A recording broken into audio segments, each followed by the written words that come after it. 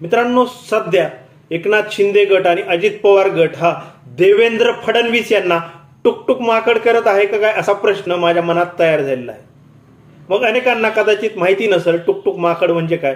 तर बालपणीचा तो एक खेळ आहे की एखादी वस्तू आपल्याकडे आहे आणि आपल्या समोरच्याकडे नाहीये, तर मग अशा वेळी बऱ्याचदा खाण्याची वस्तू असायची ती आणि मग स्वतः ती खायची आणि एक घास खाल्ला की पुढच्याला टुकटुक माकड असं करायचं, एक बोट असं हलवायचं आणि तोंडाने टुकटुक माकड, म्हणजे समोरच्याला माकड बनवून मारवायचं आणि त्याच्याजवळ ती नसायची आणि मग ते चिडायचा, रागवायचा आणि मग ते टुकटुक माकड करणाऱ्याला मजा यायची. तर असा तो खेळ होता. आणि सध्या राजकारणामध्ये शिंदे गट आणि अजित पवार गट हा देवेंद्र फडणवीस यांना टुकटुक माकड करीत असल्यासारखं दिसत आहे. आणि त्याला कारण आहे फक्त 2 उदाहरणं. तेवढे 2च उदाहरणं सांगून हा व्हिडिओ मी संपवणार आहे.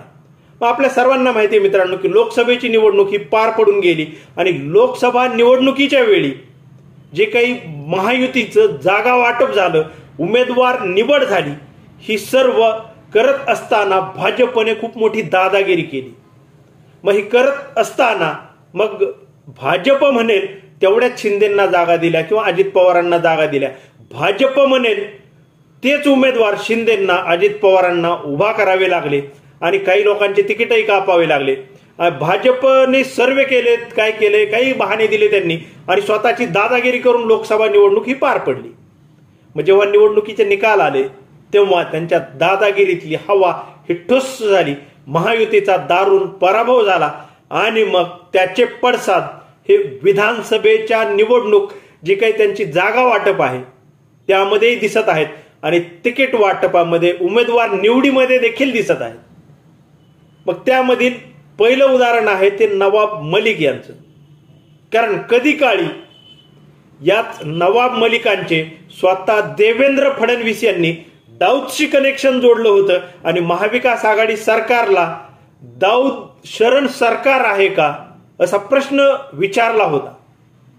आणि मग मागचे 2-2.5 वर्ष झालं नवाब मलिक हे स्वतः या शिंदे फडणवीस सरकारमध्ये आहेत आणि मग त्यावेळी देवेंद्र फडणवीस यांनी आता दाऊद सोबत जुळून घेतलंय का असा प्रश्न इथं उपस्थित होतो.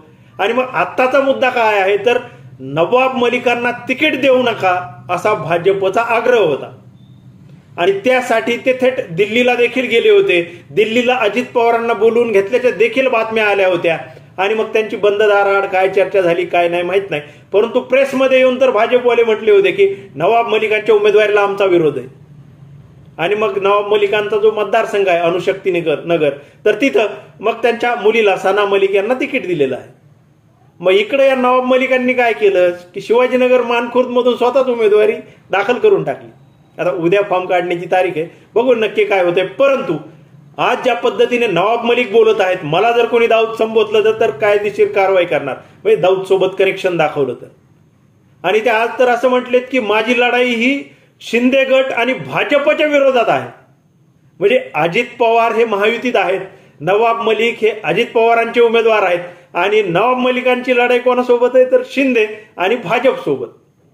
म्हणजे हे वेगळ्याच प्रकारचं आहे की इतका विरोध केला नवाब मलिकांच्या उमेदवारीला, परंतु भाजप त्यांची दादागिरी पूर्ण करू शकली नाही आणि मग नवाब मलिक हे अजित पवार यांच्या माध्यमामधून देवेंद्र फडणवीस यांना टुकटुक माकड करत आहेत का काय असा प्रश्न माझ्या मनात तयार झालेला आहे. मग यामधील दुसरं उदाहरण हे आहे मित्रांनो ते म्हणजे माहीमचं. मग माहीमला राज ठाकरे यांच्या मुलाला तिथं उमेदवारी दिलेली आहे आणि ती जागा ही महायुतीमध्ये शिंदे गटाला सुटलेली. तिथं सदा सरवणकर हे स्टँडिंग आमदार आहेत. मग अशा वेळी मग सदा सरवणकर यांनी उमेदवारी काढावी यासाठी आणि पाठिंबा द्यावा महायुतीचा, यासाठी आशिष शेलार यांनी प्रस्ताव मांडला. देवेंद्र फडणवीस यांनी प्रयत्न केले.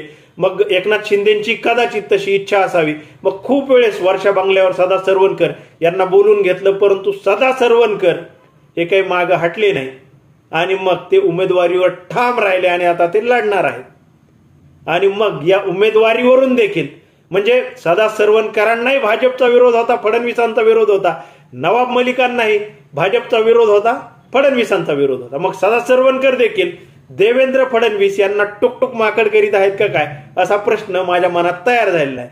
आणि मग लोकसभा निवडणुकीनंतर जशी भाजपची दादागिरी ही बरीच कमी झाली आहे, तसं तुम्ही आम्ही सुज्ञपणे जर मतदान केलं आणि जर मतपेटीमधून महाराष्ट्र लुबाडणाऱ्यांना, संविधान बदलू पाहणाऱ्यांना, छत्रपती शिवरायांचा अवमान करणाऱ्यांना जर त्यांची जागा दाखवली, त्यांना पराभूत केलं, या महायुतीला म्हणजे भाजपा, शिंदे गट, अजित पवार गट यांना जर खूप जास्त फरकाने पराभूत केलं, 100च्या आतमध्ये तिघांनाही गुंडाळलं, तर महाराष्ट्रामधील यांची दादागिरी ही संपून जाईल आणि काही काळानंतर दिल्लीमधील दादागिरी देखील संपलेली असेल.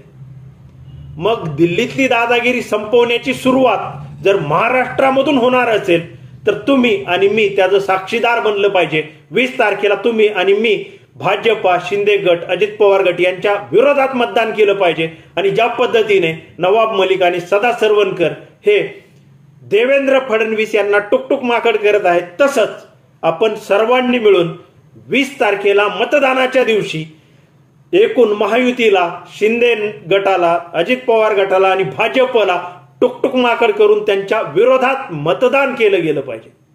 मित्रांनो, माझ्या या विश्लेषणाविषयी तुम्हाला नक्की काय वाटतंय कमेंट करून नक्की सांगा. तुमच्या भरपूर कमेंटची वाट पाहतो. आजच्या पुरतं एवढं थांबतो. धन्यवाद.